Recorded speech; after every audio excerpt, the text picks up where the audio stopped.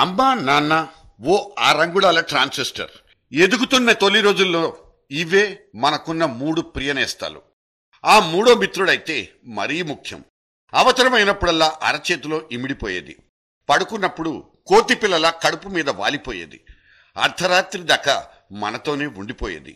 చాంగురే బంగారు రాజా అంటూ జిక్కితో పాట పాడించి పిచ్చి పట్టించేది. ఘనాఘన సుందర అంటూ ఘంటసాల మధుర గానాన్ని వీణుల విందుకు పిలిపించేది. జోల పాడేది, మేలుకొల్పేది. మన ట్రాన్సిస్టర్, మన ప్రపంచం.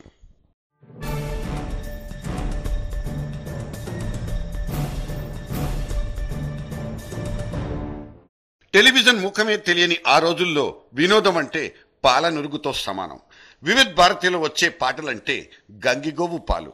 ఆల్ ఇండియా రేడియో వార్తలకు మాయలుండవు, మర్మాలు అసలు తెలియవు. మనుషుల్లో కల్మషాల్ని పుట్టించవు. అందుకే మళ్లీ రాని ట్రాన్సిస్టర్ నాటి రోజుల్ని నెమరేసుకోవాల్సి వస్తోంది.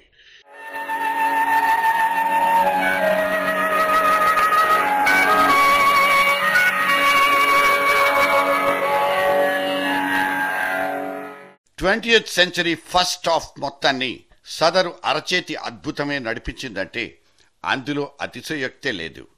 లోక్పాల్ కోసం అంటూ ఇవాళ ఒక అన్నా హజారే, కేజ్రీవాల్ అనబడే ఇంకో తమ్ముడు ముందడుగేస్తే దానికి ప్రచారం కల్పించడానికి వాళ్ల కోసం జంబో సైజ్ అంత మీడియా ఉండనే ఉంది.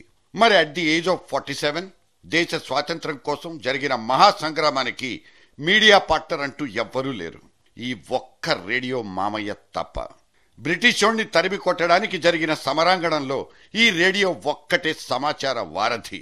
గాంధీకి మనకు మధ్యన నిలబడి ఎప్పటికప్పుడు వార్తల్ని చేరవేసింది, ఉద్యమాన్ని ఉడికెత్తించింది ఈ రేడియో కాకపోతే ఇంకేంటి? ఒక చేత్తో రాట్నం, ఇంకో చేత్తో ట్రాన్సిస్టర్, ఇలా చక్రం తిప్పిన గాంధీ స్పెషలైజ్డ్ జెస్చర్ ఇప్పటికీ గుర్తుంది.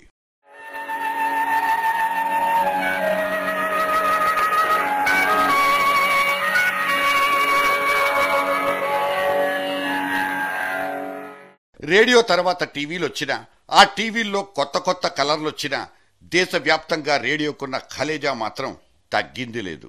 హాయిగా వినగలిగే ఆహ్లాదాన్ని పంచిపెట్టే ప్రసార సాధనంగా రేడియోకున్న క్లారిటీయే వేరు.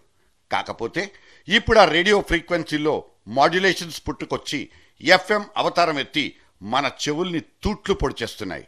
ఎస్, ట్రాన్సిస్టర్లు ఆగిపోయినా వాటి తాలూకు తరంగాలు మాత్రం బేషుగ్గా బతికే ఉన్నాయి. మీకు తెలుసా, ఇవాళ ప్రపంచం మొత్తం మీద నడుస్తున్న రేడియో కేంద్రాల సంఖ్య నిన్న మొన్నే 1,00,000 దాటిపోయింది.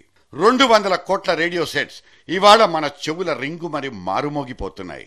అతి తక్కువ ఖర్చుతో సమాచారాన్ని, వినోదాన్ని అందించే ఉమ్మడి సాధనాలుగా రేడియో సంకేతాలు మన మొబైల్ ఫోన్లకు వేళ్లాడుతూ పసందైన టైంపాస్ బఠానీలుగా మారి మనల్ని అలరించేస్తున్నాయి.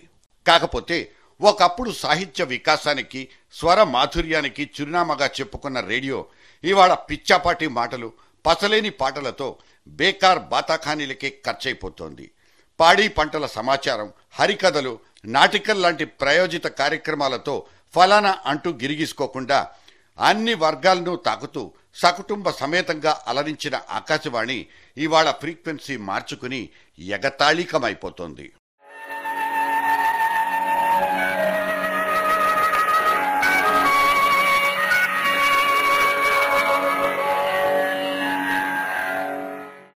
ఎఫ్ఎం సునామీని తట్టుకుని ఇవాల్టికైనా ఆకాశవాణి ఆయుష్ను బలపర్చే ఛాన్స్ ఉంది.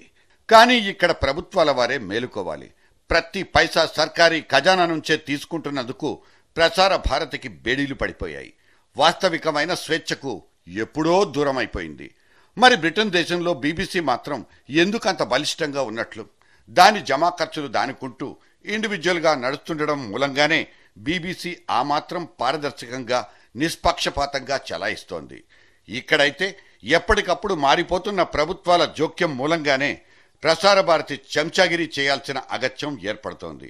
ఎలక్షన్ కమిషన్, సిబిఐ గట్రాల్లాగానే ఈ ప్రసార భారతి కూడా దాదాపు ఎస్ మినిస్టర్లా మారిపోయిందన్న అనుమానం మన రేడియో చేసుకున్న ఒకానొక దురదృష్టం. ప్రపంచ దేశాలన్నీ రేడియో గత వైభవాన్ని ఇవాళ రేపు కూడా కొనసాగించుకోవాలంటూ ప్రణాళికలు గీసుకుంటుంటే ఇదే రేడియో దినోత్సవాన మనం మాత్రం పోగొట్టుకున్న ట్రాన్సిస్టర్ను వెతుక్కుంటున్నాం.